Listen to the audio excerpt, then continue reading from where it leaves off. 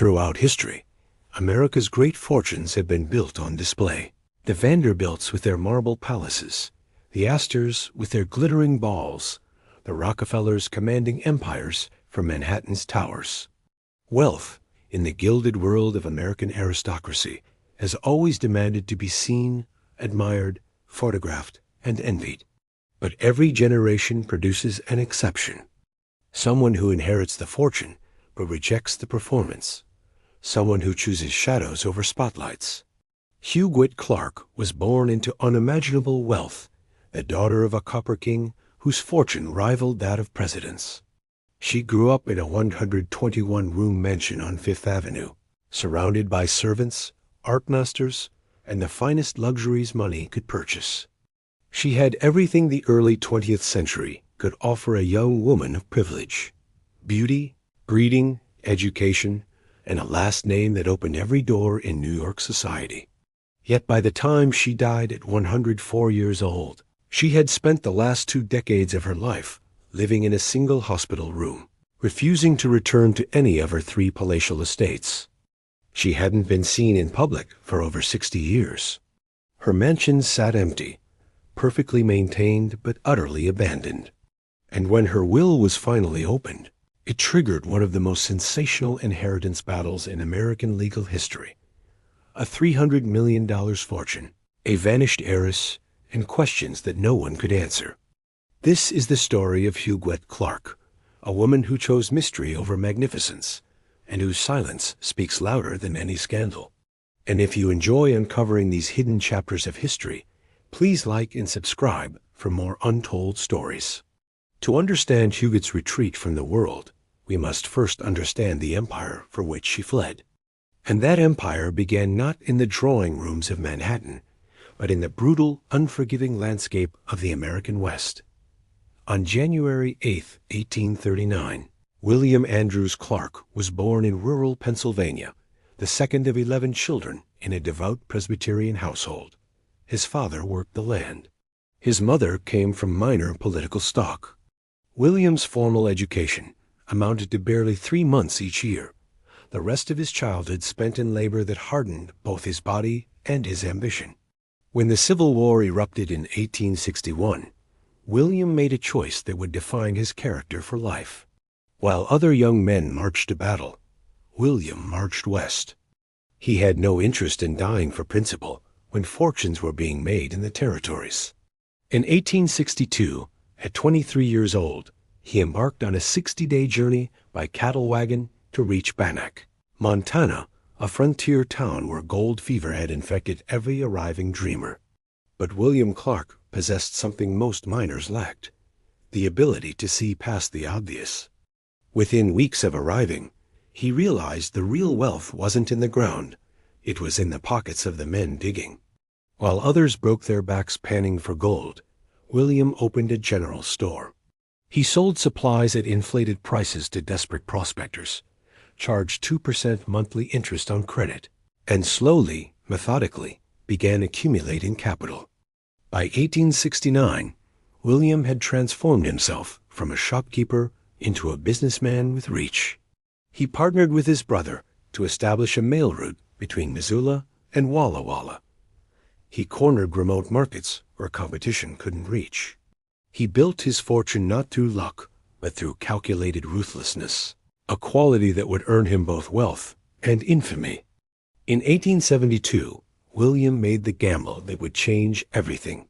The city of Butte, Montana, sat atop massive copper deposits that previous mining operations had deemed worthless, the ore too difficult to extract, the investment too risky.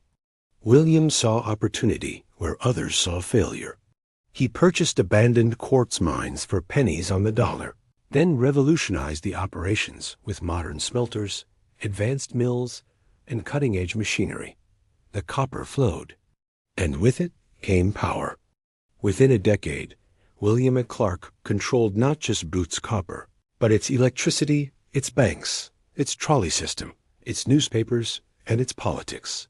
He owned the city so completely that he created Columbia Gardens, a 68-acre amusement park featuring exotic animals, elaborate greenhouses, and a carousel as a gift to the citizens whose lives he controlled. It was generosity, yes, but also dominion made visible. The cost of this empire was written in the very air. Butte became shrouded in toxic clouds of arsenic and sulfur dioxide.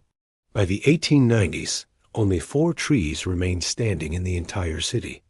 The poison that made William rich had turned Butte into a wasteland. But William's fortune continued to multiply. In 1884, at the New Orleans World's Fair, William learned of Arizona's United Verd copper mine, a property others had dismissed as played out. He acquired it for what amounted to pocket change. Then the telephone industry exploded, and suddenly copper wasn't just valuable, it was essential. United Verd began producing 8 million pounds of copper every single month. Almost overnight, William A. Clark became one of the wealthiest men in America. His fortune estimated at over $200 million, nearly $7 billion in today's currency. But money without influence felt incomplete to William. In 1899, he decided to purchase a seat in the United States Senate. He didn't run on ideas or principles. He simply bribed the Montana state legislators directly, distributing cash payments with shameless efficiency. The scandal erupted almost immediately. Mark Twain wrote scathingly of Clark, calling him as rotten a human being as can be found anywhere under the flag. William was forced to resign in disgrace before he ever took his seat. Yet shame meant nothing to a man who measured worth in dollars. In 1901, he ran again, this time more carefully, and won legitimately.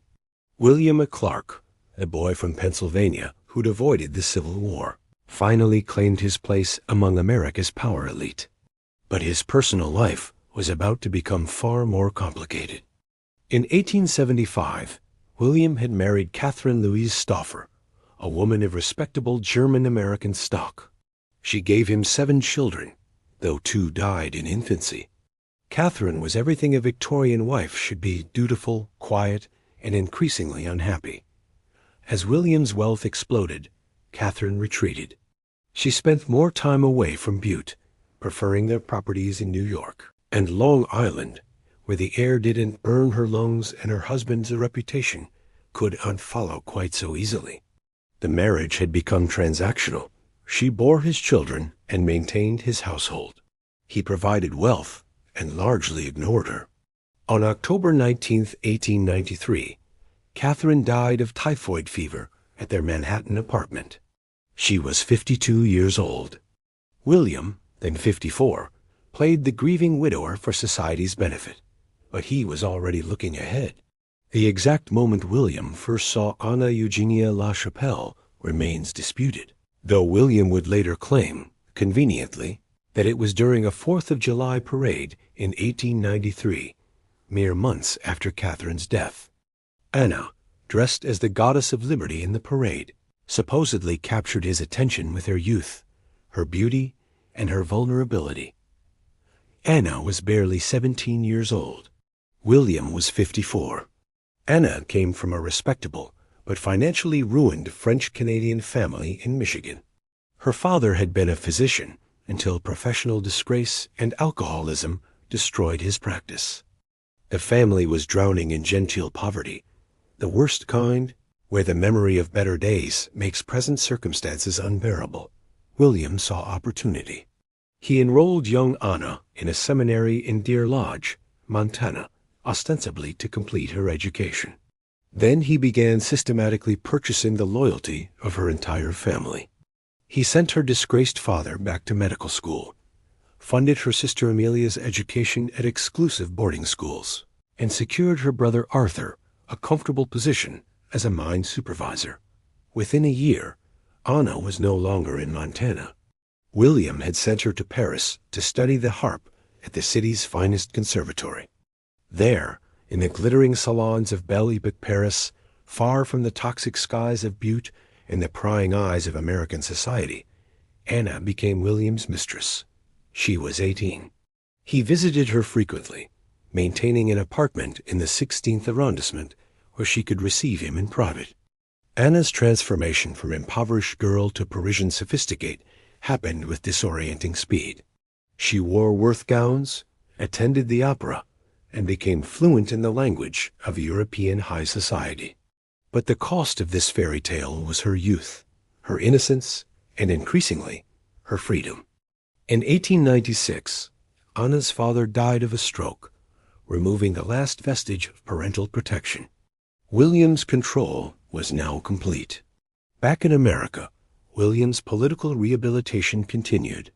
His 1901 Senate campaign succeeded, and in January 1902, he took his seat in Washington. But his private life remained in Paris, where Anna, now 26, was about to bear his child. On August 3, 1902, Anna gave birth to a daughter in Paris.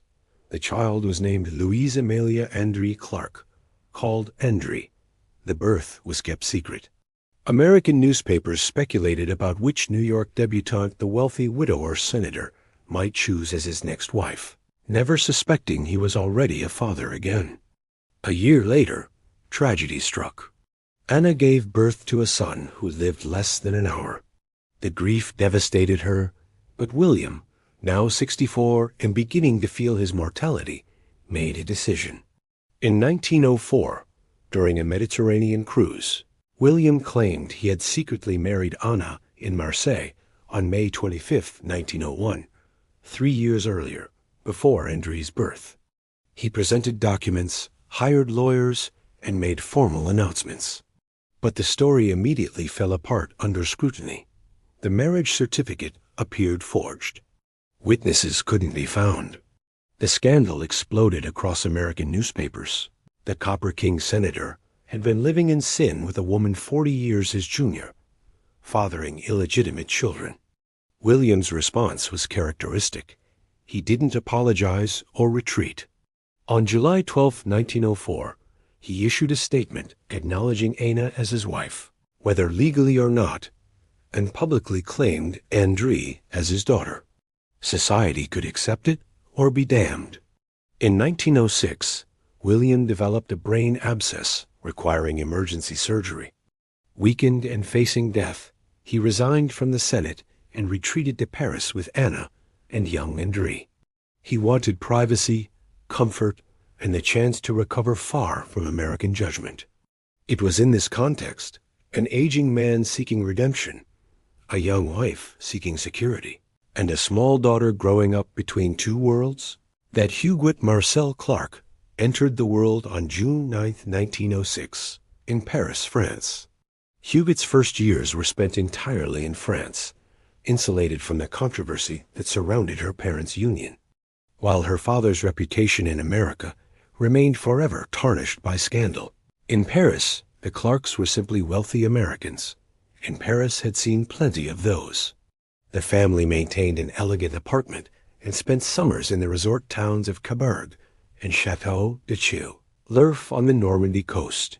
For young Huguette and her older sister André, these years represented a kind of idyllic innocence, mornings with their governess learning French, English, Spanish, Italian, and German, afternoons studying violin and piano under their mother's gentle supervision, evenings listening to their father's stories of the American West, a place that must have seemed as exotic as Arabia to girls raised amid Parisian refinement. The sisters were studies in contrast. André, 4 years older, was bold, outspoken, and restless, her father's daughter in temperament. Huguette was quiet, dreamy, and observant. She loved her dolls with an intensity that worried her governess, creating elaborate worlds for them, dressing and redressing them, arranging their tiny furniture with meticulous care. But the European interlude couldn't last forever. William, now approaching 70, had built a monument to himself in New York, and it was time for his family to see it. After Christmas 1910, the Clark family finally moved into the house that would define Huguette's childhood, a 121-room palace at 965th Avenue, between 77th and 78th Streets. To call it a mansion seems inadequate. William had spent over $7 million on the property. close to $200 million today, creating something that resembled less a home than a museum designed for permanent occupation. The facade was French Renaissance limestone. Inside, 4 separate period galleries displayed William's art collection, which rivaled that of any American museum. There was a Turkish bath, an indoor swimming pool faced with rookwood tile, and a ballroom modeled after the palace of King Henry IV of France, complete with towering ceilings and chandeliers that required a servant's full-time attention just to keep lit. White marble staircase swept upward through 3 floors like something from an opera set. Huguette's bedroom suite occupied an entire wing on the 3rd floor, decorated in pale silk and filled with dolls. Not the mass-produced playthings of ordinary children, but commissioned French dolls with hand-painted porcelain faces and wardrobes sewn by Parisian dressmakers. For a 4-year-old girl, the house must have felt like a palace from one of her storybooks. But it was also profoundly isolating. The Clark mansion stood apart from even its Fifth Avenue neighbors in its ostentation. While other wealthy families participated in New York society, attending benefits, hosting dinners, cultivating relationships, William remained an outsider, and his foreign-born wife and half-French daughters even more so. Anna tried her best. She hosted musicales, opened the house for charity events, and presented herself as a cultured, refined hostess. But the old guard families never quite accepted her. She would always be the former mistress, the harp player from nowhere who decaptured a robber baron through means respectable women wouldn't speak of directly. And Huguette, watching from the margins, absorbed these lessons about society, exclusion, and the price of wealth. Huguette's education followed the pattern established in Paris: private tutors, music masters, art instructors, but now supplemented with American subjects and the expectation that she and André would eventually take their places in New York society. The girls studied at home rather than attending school, a decision that seems to have been both practical and protective. Anna wanted her daughters to maintain their European refinement. William, despite his ruthless business practices, was surprisingly devoted to his young daughters, particularly Huguette, who reminded him less of himself and more of some gentler possibility he'd never pursued. Huguette showed genuine talent for art. By age 10, she was taking lessons with the painter Taija, producing watercolors and pen drawings that demonstrated not just skill, but genuine artistic sensibility. She painted landscapes, flowers, portraits of her dolls. Art became her language, a way of ordering the world that didn't require the social performance she found so exhausting. Music continued as well. Huguette studied violin and piano, though she would later admit she practiced more out of duty to her mother than passion. The performance anxiety that would shape her adult life was already evident. Huguette could play beautifully in private, but froze during recitals, even when the only audience was family. The sisters grew closer during these years, with André often taking the lead in their adventures around the mansion and grounds. They played elaborate games, staged theatricals for their parents, and created a private world that required no outside participants. But childhood, particularly for wealthy young women in the early 20th century, was always temporary. Society had expectations, and the Clark daughters, despite their father's millions, would have to prove they belonged. André reached her debutante years first, and the results were mixed. She attended the appropriate cotillions and benefits, but her forthright manner and lack of pretense made her an outsider among the more calculating daughters of the 400. André didn't particularly care. She had her father's temperament, his willingness to be disliked if it meant being honest. Huguette watched her sister navigate these waters and seemed to draw a different conclusion. Perhaps the game wasn't worth playing at all. But before Huguette would face her own social debut, tragedy struck, sudden, devastating, and in many ways the event that would redirect the entire course of her life. In the late summer of 1919, 16-year-old André fell ill. What began as a fever quickly worsened. The diagnosis was meningitis, in an era before antibiotics, a death sentence. Andre died on October 9, 1919, at the Clark mansion. She was 16 years old. The grief that consumed the Clark family was absolute. Ina became nearly catatonic with loss. William, now 80, seemed to age a decade overnight. But the most profound change was in Huguette.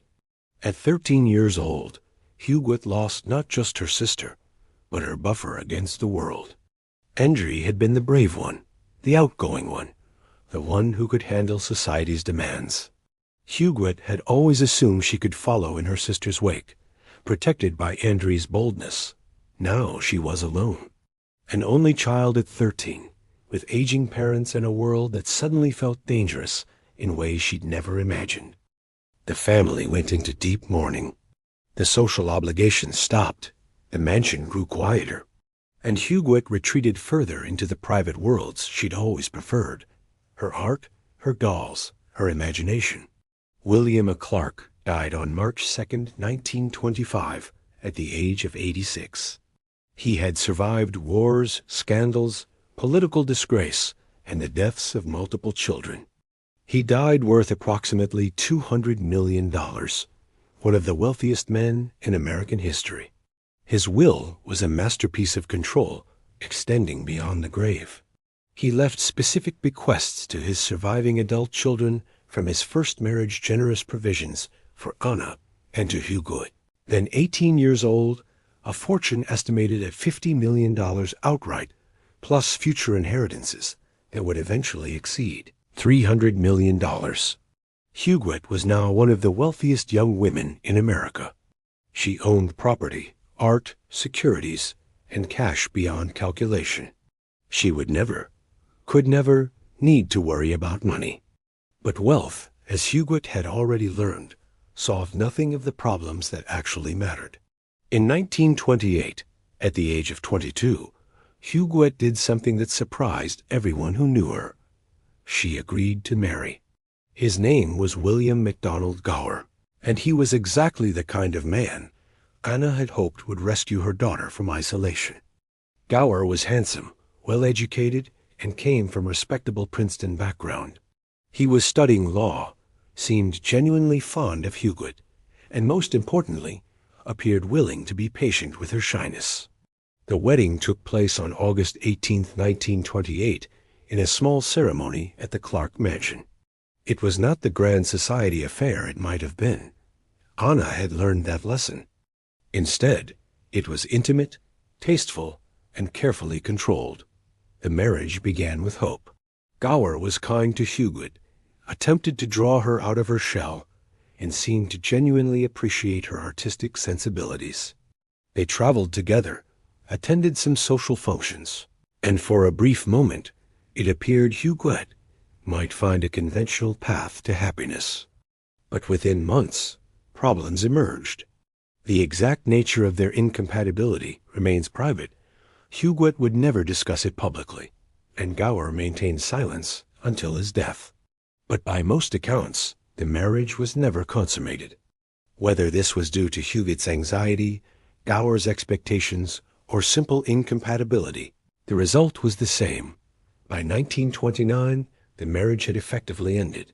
They divorced quietly in Reno, Nevada, in 1930, after less than 2 years of marriage. The settlement was generous. Huguette gave Gower money and property, ensuring his silence and cooperation. She reclaimed her maiden name and returned to her mother's home. She would never marry again. She would never, by all accounts, have another romantic relationship. At 24 years old, Huguette had tried the conventional path expected of women of her class and found it unbearable. Now she would begin creating the life she actually wanted, even if no one else could understand it. The 1930s and 1940s represent Huguette's last period of semi-visibility in the world. She lived with her mother at 907 Fifth Avenue, their apartment in a building William had owned and left to Anna. She maintained the family estates, Belascardo and Santa Barbara, purchased by her father in 1923, and Les Chateaux in New Canaan, Connecticut, acquired in the 1950s. She was occasionally photographed at cultural events, the opera, museum openings, benefits for artistic causes. She maintained friendships with a small circle, primarily other artistic women who shared her interests in music and painting. She continued her artwork with dedication, producing pieces of genuine quality that she never exhibited or sold. But incrementally, almost imperceptibly, Huguette was withdrawing. The intervals between public appearances grew longer. The circle of people she would see grew smaller. The world was becoming too much, too demanding, too unpredictable, too full of expectations she couldn't meet. Anna Eugenia Clark died on October 11, 1963, at the age of 86. She had outlived both her husband and her daughter Andre by decades, spending her final years as Huguette's primary companion and protector. The loss devastated Huguette, now 57 years old. Anna had been her last connection to the world outside, her buffer, her interpreter. Without her mother, Huguette was truly alone. After the funeral, Huguette returned to the Fifth Avenue apartment and barely left. She stopped attending any social functions. She stopped allowing most visitors. She communicated primarily by telephone, her voice the only connection most people would have with her for the rest of her life. The great vanishing had begun. What happened next occurred so gradually that no single person noticed the full scope of Huguette as withdrawal until it was complete. She stopped going to Beloscardo, the California state she'd once loved. The staff remained, maintaining the property in perfect condition, but Huguette never visited. She stopped going to Les Chateaux in Connecticut. She barely left her Fifth Avenue apartment. By the 1970s, Huguette had become a ghost. Deliverymen left packages at the door. Lawyers met with her by phone. Doctors made house calls. She was managing a massive fortune, making decisions about property and investments worth hundreds of millions, but no one saw her. Then, in 1991, Huguette checked into Doctor's Hospital for what was supposed to be routine treatment for skin cancer. The cancer was minor, easily treated. She was expected to stay a few days. She never left. When Doctor's Hospital closed in 1997, Huguette transferred to Beth Israel Medical Center, taking a private room that would become her home for the next 14 years. She was 91 years old when she moved in. She would stay until her death at 104. Huguette's hospital room was not typical. She paid for a private room that she transformed into a carefully controlled environment. She brought her dolls, not childhood toys, but valuable French antiques worth hundreds of thousands of dollars. She had art supplies, books, her telephone. She watched cartoons, particularly the Smurfs, which she found soothing. The hospital staff became her family. She was generous to an almost incomprehensible degree, giving nurses and aides gifts worth tens of thousands of dollars, cash, jewelry, vacations. She remembered birthdays, asked about their children, made them feel seen and valued. They, in turn, protected her privacy fiercely. But the question everyone outside asked was simple. Why? Why would someone worth $300 million choose to live in a hospital room when she owned 3 spectacular estates maintained in perfect condition, waiting for her return? The answer, perhaps, is that Huguette had finally found what she'd been seeking her entire life. A controlled environment where expectations were minimal, where her eccentricities were accepted, where she could be exactly who she was without judgment or performance. The hospital room was her choice, her retreat, her victory. Huguette Clark died on May 24, 2011, at Beth Israel Medical Center. She was 104 years old. She had not been seen in public since the 1980s. Most people had assumed she was already dead. Her death triggered one of the most spectacular inheritance battles in American history.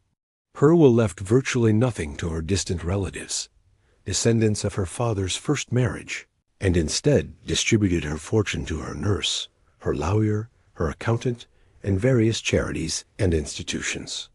The relatives sued, claiming undue influence, mental incapacity, and fraud. The case exposed every detail of Huguette's final decades: the hospital residence, the gifts to staff, the abandoned mansions. The media devoured it. The public was fascinated. How does someone that wealthy disappear so completely?